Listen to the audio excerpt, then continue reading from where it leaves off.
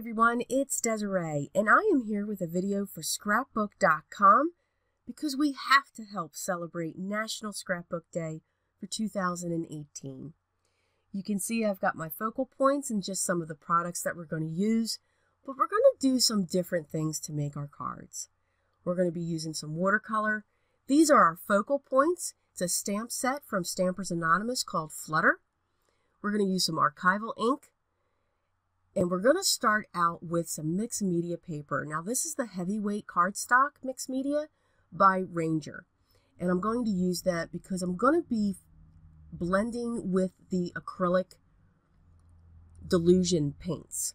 The colors I've chosen are vanilla custard, rose quartz, and peony blush. I am a fan of these acrylic paints because of the way that they blend and how creamy they are. You know that I've said that before when it comes to the Distress Oxides. They blend like butter. I say the same thing about these. And you're probably asking, okay, Des, you're making some cards. Why are you not just using your Distress Oxides? And you're right. I could. But what I want to show here is that maybe you don't have them. You don't have the Distress inks. But you do have acrylic paints. You can get the same effect with them. So use them. Just because it's small doesn't mean you can't use the acrylics. Maybe you love art journaling. You've watched those videos and you get inspired, but you're intimidated by the size of the art journal because it's too big or that blank page looking at you. Why not do the same techniques that we do for art journaling and put them in our cards? So we have a beautiful background here. I'm going to dry that using the Ranger Heat Tool. I use this tool to dry my glitter pastes, my acrylic paints. I don't use it for my embossing powders. I do use another heat gun for my embossing powders. I've pulled in this stencil and I'm going to be using a lot of washi tape to make sure that this stays in place. I don't want it to shift. And you can see that this stencil is very much loved. I may have to get a new one soon because I keep bending it. But the design of the leaves is absolutely phenomenal. Yes, so you can see I got pink going on here. So the next Delusions acrylic paint that I'm using is now called Mushy Peas. I love the names of these paints. They are so cute. And I'm just going to dab that paint through the stencil onto my background. I'm not looking for a super solid coverage, but I just want the effect that there are leaves there down in this bottom left-hand corner. So I'm going to carefully pull up the stencil and make sure that nothing shifts. And then you can see our very adorable doodle leaves down in the corner. We want to make sure that is dry because now I'm going to use my script background stamp and my shadow gray archival ink, and I'm just going to do a first generation stamp, second generation stamping all over this background. And it's going to be faint. That's why I chose the gray. You're all probably saying, why didn't you choose vintage or the potting soil, some of the brown? I just wanted there to be a hint of this color in the back. You can make it stronger. You don't have to go that pale. I'm using my Gonzai watercolors. And what I did, I sprayed the watercolor paper first with some water. And now I'm just going to go to the left and right. I'm going back and forth and I'm using my Ranger brushes, just adding color. And it's going to be shades of blue. So these shades are very close because I'm just trying to get the base down. You'll see that I put in some of this greenish blue down in there, just in some spots. Again, I want to see those streaks to go back and forth. I'm not looking for this to bloom or anything like that. And you can see I'm even going in with a darker color, and I want those lines to be harsh. And now we're going to dry those as well. And we want to make sure that these are very dry. because we're going to emboss on top of these. And these are the 3 butterflies that I chose to do this. I'm going to use my Versamark ink, of course, but first we want to make sure, and that's the embossing, sorry, that's the embossing powder I'm using. It's a brown glitter. But we want to make sure that we do use our anti-static tool. A lot of times I don't. I'm okay if, there's specks of white, if I should use white or the clear because it adds texture.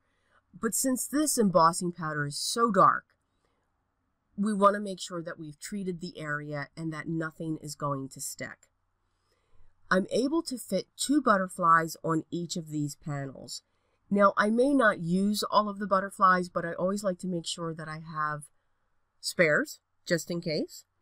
And if I don't use them, then I can use them for other projects, or I can just keep sticking them on my wall.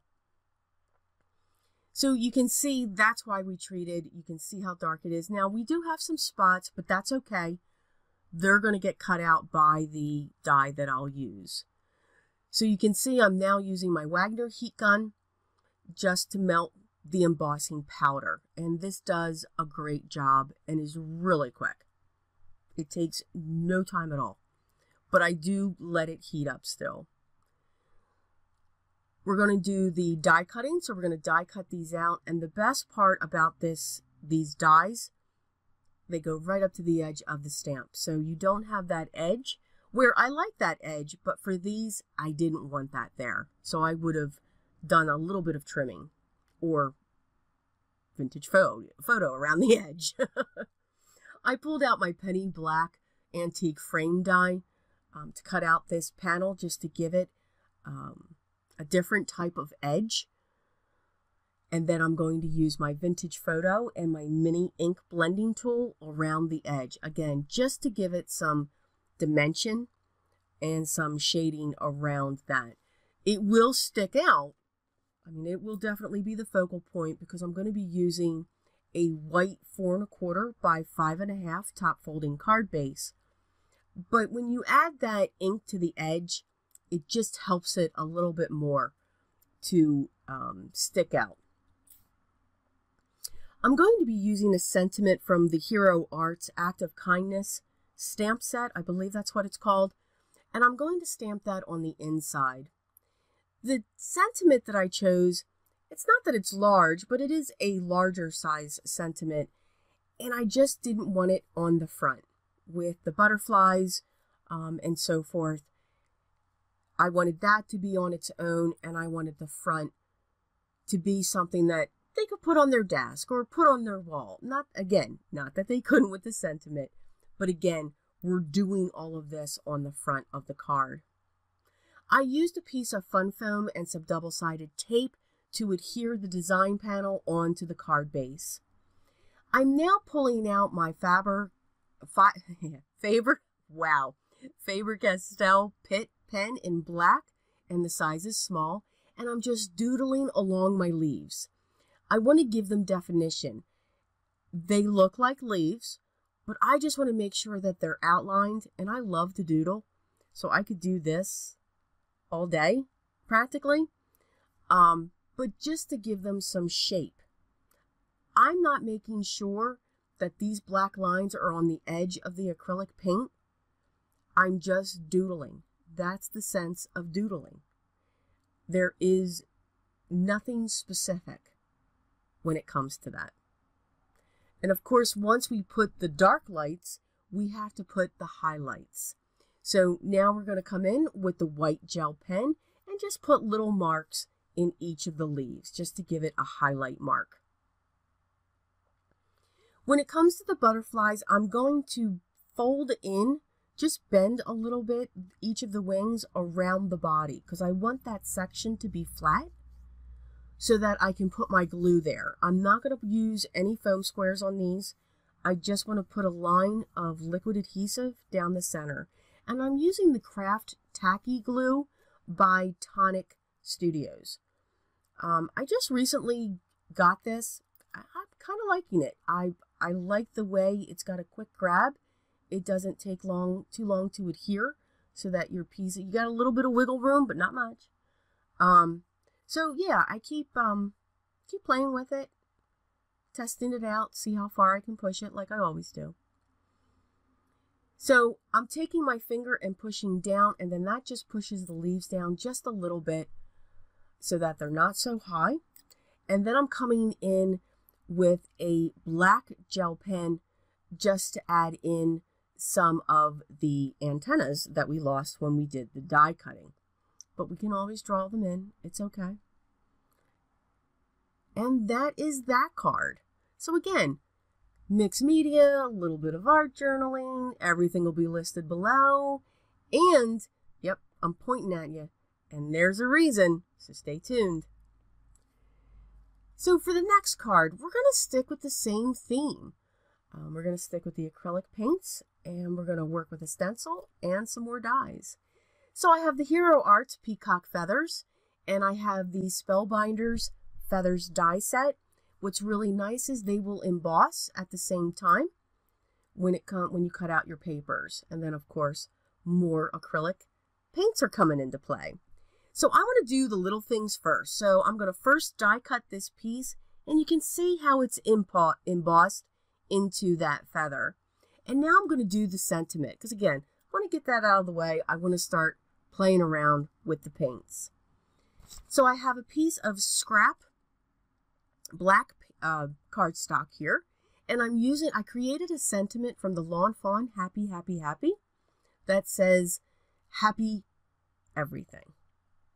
I love that sentiment. I also like happy thoughts. So we just have to be happy. Got to put smiles on everyone's face. So after I've treated that, I used my Versamark ink, I stamped that down, and I'm using some white embossing powder, and I will use my heat gun to melt that embossing powder down. I am also going to use a pair of tweezers this time because I've burnt my fingers enough. So it produces some great heat. So once that's melted, I'm going to clean off the powder from the sentiment, and I'm going to set that aside because now I know those two items are done. We are going to use the mixed media heavyweight cardstock again from Ranger. 3 more colors of Delusions paint. This time I chose Laid Back Lilac, Mushy Peas, and Periwinkle Blue. Awesome names. And we're going to do the same thing. We're going to blend these colors. We're going to start with the green on the bottom, the blue's going to go in the center, and the purple's going to go at the top. You can put a thin coat down when it comes to these, but when you're blending, as long as they're wet, that's when you want to blend these colors. Once these acrylic paints dry, with any acrylic paint, they are permanent. So you can see just by having that blue wet and then coming in with more green, you can see how they blend together. So that's the secret when it comes to blending acrylic paints. You don't want to wait until it's dry. You want to do the blending as both colors are still wet. And you can see that purple and blue blend perfectly as well. You also, when you blend like this, you want to make sure that you're staying with the same family. So I like to say cool, stay with cool, warm, stay with warm. So red, orange, yellow, purple, blue, green. They're cool colors. So we're going to dry that panel. So again, same thing as the first one. And I'm showing you the 2 different tools that I use. That's why I don't have much room on my desk when I create. So I'm going to pull out this stencil, and it's beautifully intricate. I came up with an idea on this. So I'm going to use some washi tape again to adhere this down because I don't want it to move. And I pulled out my vintage photo and my mini blending tool that just stays with it. And I'm going to pounce the vintage photo ink down through the stencil. Please don't panic. Even if you didn't do anything else, it would absolutely look beautiful with the vintage photo on top of these colors. But there is a reason that I am using the Distress ink. And I'm making sure that I've got a good coat of the vintage photo through that stencil. Faber-Castell has a product that's like a paste with glass beads. It's phenomenal, actually. And I have a palette knife, and I'm going to spread this paste now over everything. So I'm actually spreading it not only over the design base, but I'm also spreading it over the vintage photo that I just put down. What's going to happen is the glass bead paste is going to pick it up, and you can see that's why I did not put what was left back in my jar. You want to make sure you clean off your palette knife immediately. Don't keep those beads. They will be impossible to clean off, and then you can't use it because it'll scratch. But what's happening is all of that moisture that's in the paste is going to pull up the vintage photo. So this on its own dries clear and the beads are iridescent. What this is going to do now is pick up the brown. So I'm actually giving this a hint of color. Instead of mixing it off the side, it's going to do it all at once. So that's why I kind of chose to do that. I also chose to dry it with my heat tool. So this took a while. But you can see you just have the hint of the brown, but yet the glimmer of the iridescent beads that are sitting in that. So it just, see, I'm sure everyone was worried, but I had to try it. It was just something that I had to try. And I think it came out beautiful. So here's a piece of fun foam with some double-sided tape. And I'm going to adhere the design base on there. And then I'm going to adhere it to my 4 1/4 by 5 1/2 top folding card base. Now that double-sided tape is very strong. And of course, I decided after the fact to add some vintage photo to the outside. Because you know I always do that. But that's okay. So I'm just going to put that around the edge. I'm not using a die to cut this panel only because of the glitter paste. Or excuse me, the glass beads. You do not want to put a die on top of that. So I just chose leave it the way it was. That was cut to 4 inches by 5 1/4. And then we're just going to set that down with some fun foam. I distressed around the feather as well. And then I'm going to set those aside because they're going to come into play. Now, I pulled out my Nouveau Gloss Drop Midnight Blue. And I'm putting a rather large size of drop at the base of each of the peacock feathers, where the eye of the feather sits. And what I'm going to do is I'm going to grab a straight pin. I'm trying to show you that here. Of course, it's a black mat that I'm using. And I'm going to zoom in for you, so forgive me if that kind of makes your eyes go crazy there. I'm going to go into the drop and I'm going to pull out with the pin. So this is how you can create water droplets, teardrops, commas, whatever you would like to call them. Just put your pin right in the center of it and pull. You can make them as thick as you want, or you can make them as small as you want. Now that one's a little thick, but that's okay. Again, we are not Picasso. We are not Van Gogh. We are us. And everything that we do is our own. I'm going to prop my feather up with a couple of foam squares. And I'm going to set that in place down in the bottom left-hand corner, but just avoiding those Nouveau drops. I'm going to trim down my sentiment. I had it on a 1/2 inch, but I'm going to pull out, I have the long shears from Tim Holtz. And because they are so long, I'm able to cut that in 2 swipes, which will give me a straight line. So you always want to have a long pair of shears in your arsenal for paper, because when you cut it once, it's a long straight line.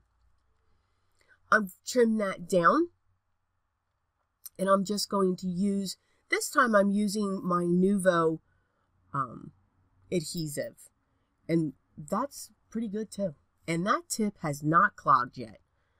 And I've been using that for a while, so that's making me very happy. So now that we've set our sentiment in place, I'm just moving it because I want to see the one edge of that feather.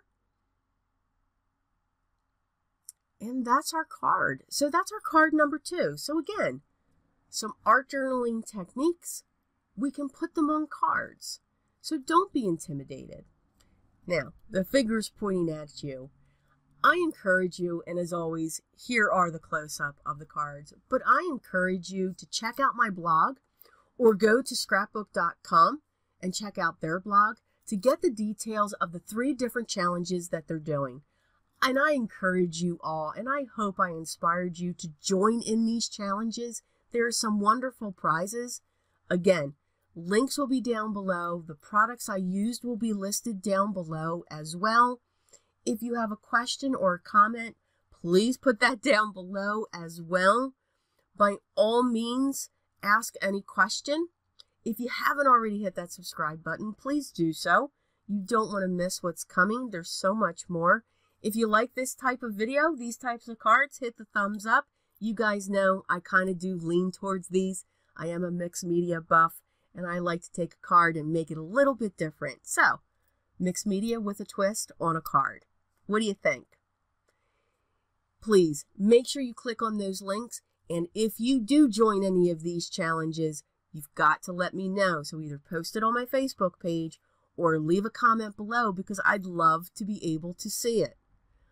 I hope everyone's having a great day. But most important, always remember, be creative.